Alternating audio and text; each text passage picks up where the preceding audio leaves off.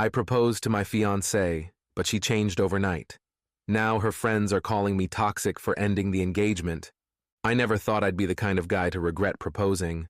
But here I am, questioning everything about the woman I thought I was going to marry. My fiancée Emma and I have been together for 3 years. She was my college sweetheart, the girl who made me feel like I'd finally found my person. We had the kind of relationship that everyone around us envied, easygoing, full of laughter, and built on trust. Or at least, that's what I thought until the day I proposed.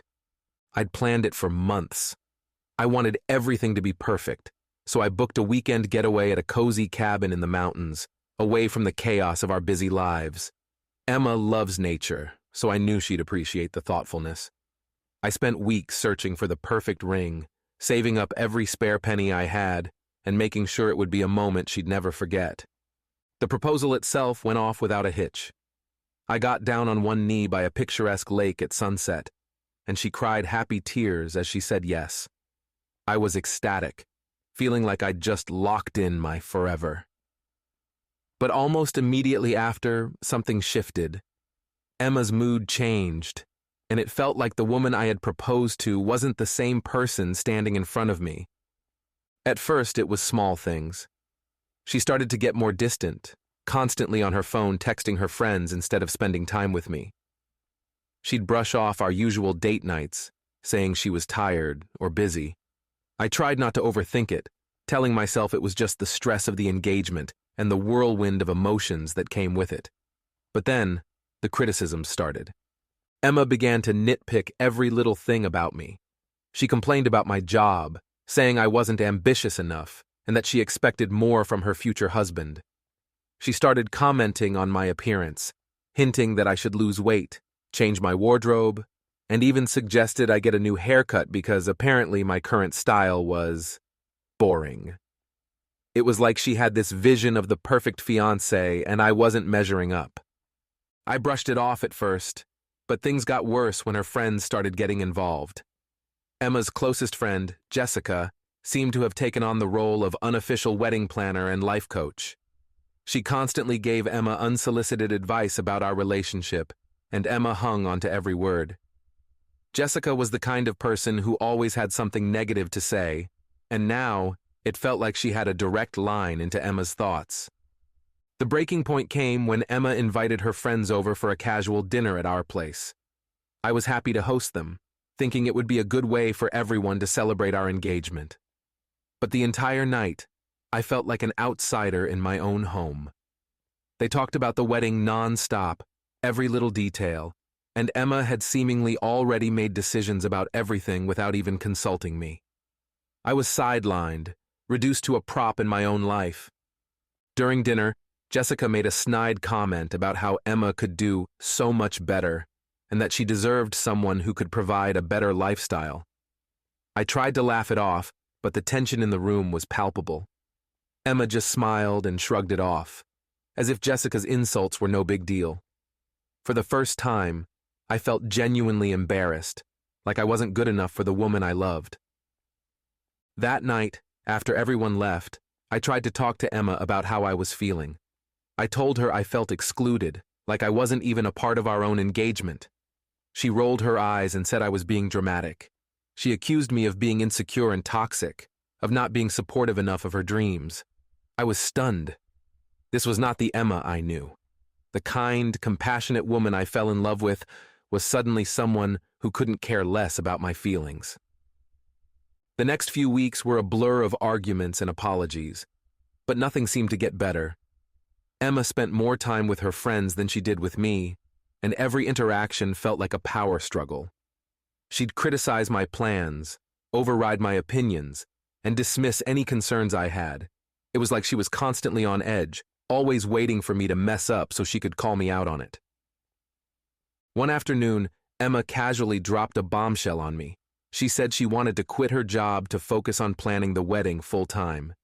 She had this grand vision of a fairy tale wedding, complete with a high-end venue, designer dresses, and an extravagant guest list that seemed to grow by the day. I tried to be supportive, but the reality of our finances hit me hard. I'm an engineer, and while I make a decent salary, We didn't have the kind of money to fund the lavish affair she was dreaming of. When I gently suggested we scale back the plans or find ways to cut costs, Emma exploded. She accused me of being cheap, of not wanting to give her the wedding she deserved. She said I was stifling her dreams and that she couldn't believe she was marrying someone who didn't want to make her happy. I was floored. All I wanted was to build a life together, to be practical and set ourselves up for a stable future. But to Emma, it seemed like my hesitations were a personal attack on her worth. As the days went on, the constant pressure and negativity took a toll on me. I started to dread coming home, unsure of which version of Emma I'd be dealing with. The sweet, loving woman I had proposed to was gone, replaced by someone who seemed determined to reshape me into whatever version of a fiancé she thought I should be. Things reached a tipping point when Emma's friends confronted me at a get-together, accusing me of being unsupportive and toxic for even suggesting we cut back on wedding expenses. They said I was trying to control Emma and that she deserved better than me. I couldn't believe what I was hearing. The person they were describing didn't feel like me, and yet Emma just stood there, silently endorsing every word they said. That night, I finally broke. I told Emma I couldn't do this anymore. I couldn't be with someone who didn't respect me, who let her friends dictate our relationship, and who treated me like I was nothing more than a means to an end. I told her I wanted to call off the engagement, that I needed time to figure out what went wrong between us. Emma didn't fight me on it. She just looked at me with a cold indifference and said, "If that's what you want." After I told Emma that I wanted to end the engagement, I packed a bag and left to stay with my brother for a few days. I needed space to clear my head, to figure out if I was making the right decision or just reacting out of frustration. My brother was supportive, but he could see the toll the whole situation was taking on me. He told me I was doing the right thing, that I deserved someone who valued me as much as I valued them. But deep down, I still felt like I was failing at something I had put so much hope into. The next morning, I woke up to my phone blowing up with messages. Emma's friends had gone on a full-scale social media attack. They posted cryptic statuses about toxic relationships and how real friends stand by you when your man turns out to be a loser. Some even tagged Emma, offering their support and trashing me in the comments. I couldn't believe what I was seeing. These were people who barely knew me, who had no idea what was actually happening behind closed doors, and yet they were painting me as the villain in this story. Emma hadn't contacted me directly, but her silence was deafening. It felt like she was letting her friends do the talking for her, and their words were cutting deeper than I expected. I tried to ignore it, to remind myself that these people didn't know the full story, but it was hard not to take it personally. It was like everything that had happened was being rewritten, and I was the bad guy who had broken Emma's heart. A few days later, Emma finally reached out. She sent me a long text, full of backhanded apologies and thinly veiled accusations. She said she was sorry for how things had turned out, but that she hoped I'd realize how much I had hurt her. She didn't take any responsibility for her actions or the way she had treated me. Instead, she played the victim, framing the whole situation as me being unreasonable and unable to handle the pressure of an engagement. I wanted to respond, to defend myself and explain my side of things, but I knew it would only lead to another argument. So I left it on red, letting her have the last word. I felt like a weight had been lifted, but there was still a nagging sense of loss. This was the woman I had planned to marry, the person I had shared my dreams with, and now it felt like she was a stranger I had never really known. To make matters worse, Emma's friends wouldn't let it go. They continued to drag my name through the mud, calling me toxic and manipulative, and claiming that I had broken Emma's spirit. One of them even messaged me directly, saying I was a coward for ending things, and that Emma deserved better than a selfish loser like me. It was relentless, and I found myself second-guessing my decision, wondering if I really was the bad guy in all of this. But then, I remembered all the moments that had led me to this point, the constant criticism, the way Emma had shut me out, and the overwhelming feeling that I was never good enough. This wasn't the life I wanted, and I wasn't willing to sacrifice my self-respect for a relationship that had become toxic beyond repair. I decided to block Emma and her friends on all social media. I needed to create a boundary to protect myself from the constant onslaught of negativity.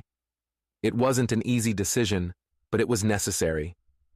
I had given so much of myself to this relationship, and now it was time to focus on healing and moving forward. A few weeks passed, and I started to feel more like myself again. I reconnected with old friends, threw myself into work, and took up hobbies that I had neglected during the chaos of my engagement. I started going to the gym regularly, not because of Emma's criticisms, but because I wanted to feel strong and confident in my own skin. I even started seeing a therapist, someone who helped me work through the guilt and confusion I had been carrying. Slowly but surely, I began to rebuild my sense of self. I realized that I had been bending over backward to please someone who would never be satisfied, and it wasn't my job to fix her insecurities or to be the perfect man she had envisioned. I had to accept that not all relationships are meant to last, and sometimes walking away is the bravest thing you can do. But just when I thought I was putting the past behind me, Emma showed up at my doorstep. It was late on a Friday night, and I had just gotten home from work when I heard the knock on the door.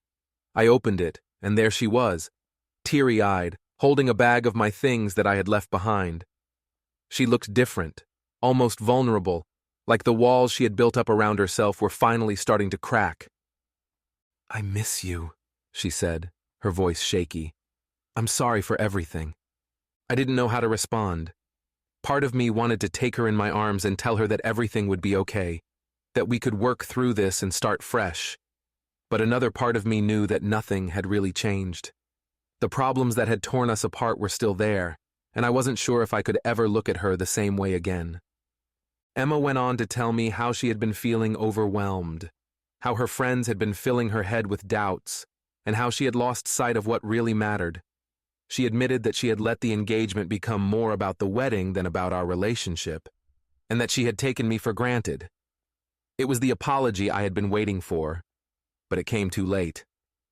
The damage was done, and I wasn't sure if I could find my way back to the love we once had. I told Emma that I appreciated her honesty, but that I needed time. I needed to figure out who I was outside of this relationship, to heal from the hurt that had been festering for weeks. She nodded, tears streaming down her face, and for the first time, I saw the vulnerability she had been hiding behind her tough exterior. We parted ways that night with no promises of reconciliation, but with a mutual understanding that we both needed to grow, individually and apart. It wasn't the happy ending I had envisioned, but it was the reality we had created. And for the first time in a long time, I felt okay with that. The days after Emma's visit were a whirlwind of emotions. I thought about her constantly, replaying our last conversation in my head. I wondered if I had made a mistake, if I was being too stubborn, or if I should give her another chance. But every time I considered it, I was reminded of the person she had become after our engagement, the criticisms, the dismissiveness, and the constant feeling that I was never enough. I kept going to therapy, trying to unpack the mess of emotions I was carrying. My therapist helped me see that my doubts weren't a sign of weakness. They were a sign that I was human. I was grieving the future I thought I would have with Emma, and that grief was valid, even if it was tangled up with anger and resentment. It was okay to miss her, but it was also okay to put myself first. As I focused on healing, I began to notice just how much I had neglected my own needs in the relationship. I had spent so much time trying to be the perfect partner for Emma that I had lost sight of who I was outside of us. I had let her and her friends' opinions shape my self-worth, and I was determined to reclaim my confidence. I threw myself into new projects at work, took up cooking, and even started learning how to play the guitar, something I had always wanted to do but never made time for. Meanwhile, Emma's friends continued to paint me as the villain on social media, but I had grown numb to their words. I realized that they were only seeing a fraction of the story, and that their opinions weren't worth the energy I was wasting on them. I focused on surrounding myself with people who uplifted me, who reminded me that I was more than just a failed engagement. One afternoon, I ran into Jessica, Emma's friend, at a coffee shop. I could feel the tension the moment she saw me, but instead of ignoring her, I decided to confront the situation head-on. I asked her to sit with me, and to my surprise, she agreed. For the first time, we had an honest conversation without the facade of snarky comments and judgmental glares. Jessica admitted that she had been too harsh on me, that she had been caught up in Emma's version of events without considering my side. She apologized, saying that she had only wanted to support her friend, but that she could see now that things had been more complicated than Emma let on. It was a small gesture, but it meant a lot to hear someone from Emma's camp acknowledge that I wasn't the monster they had made me out to be. I walked away from that conversation feeling lighter, like maybe I wasn't as alone in this as I thought. It was a reminder that perspectives could change, and that sometimes people just needed a chance to see the truth for themselves. Weeks turned into months, and Emma and I stayed in touch sporadically. She would text me from time to time, asking how I was doing or sharing small updates about her life. I appreciated her efforts, but I kept my distance, knowing that I wasn't ready to jump back into anything. I needed to fully understand who I was without her before I could decide if we had a future together. One evening, Emma called me unexpectedly. She sounded different, calmer, more reflective. She told me she had started seeing a therapist too, trying to work through her own insecurities and the toxic patterns she had fallen into. She confessed that she had realized how much of her behavior had been influenced by the pressure to have the perfect engagement and the perfect life, and that she was working on breaking free from that mindset. "I don't expect you to forgive me," she said softly, "but I want you to know that I'm trying to be better." Hearing her say that was bittersweet. On one hand, I was proud of her for taking accountability and making an effort to change. On the other hand, I knew that forgiveness wasn't just about her. It was about me too. I needed to forgive myself for getting caught up in a relationship that had turned toxic, and for not recognizing the red flags sooner. Emma and I continued to talk, but our conversations were different now. They weren't filled with the same intensity or the underlying tension that had marked the final months of our engagement. We were kinder to each other, more honest about our feelings, and slowly the animosity that had built up between us began to fade. I started to see glimpses of the Emma I had fallen in love with, the kind, funny, and compassionate woman who had once been my best friend. But I also saw the parts of her that needed to grow, and the parts of me that had changed in the aftermath of our breakup. We were two different people now, and while the love was still there, it wasn't enough to fix what had been broken. We met up one last time to exchange the last of our belongings. As we sat on a park bench, Emma turned to me and asked, "Do you think we'll ever get back together?" I took a deep breath, choosing my words carefully. "I think we both needed this time apart," I said, "to figure out who we are and what we want. I don't know what the future holds, but I'm glad we're both working on ourselves." Emma nodded, tears welling in her eyes. "Me too." We hugged, a long, bittersweet embrace that felt like saying goodbye to a chapter of our lives that had defined us for so long. As we pulled away, I knew that whatever happened next, we would be okay. We had both grown, learned, and found the courage to face our flaws. And maybe that was enough. As I walked away, I felt a sense of closure I hadn't expected. I had come to terms with the end of our engagement, and I was ready to move forward. I didn't know what the future would bring, but I was finally at peace with the past. Emma and I might never find our way back to each other, but we had found ourselves, and that was more than enough. The weeks following our final meeting felt like a new beginning. I threw myself into the things that made me happy, reconnecting with old hobbies, spending more time with my family, and diving deeper into my work. I felt liberated, like I had finally shed the weight of a relationship that had been holding me back. Emma and I continued to stay in touch sporadically, but it was clear we were moving in different directions, each focused on our own personal growth. One evening, I was scrolling through social media when I came across a post from Jessica.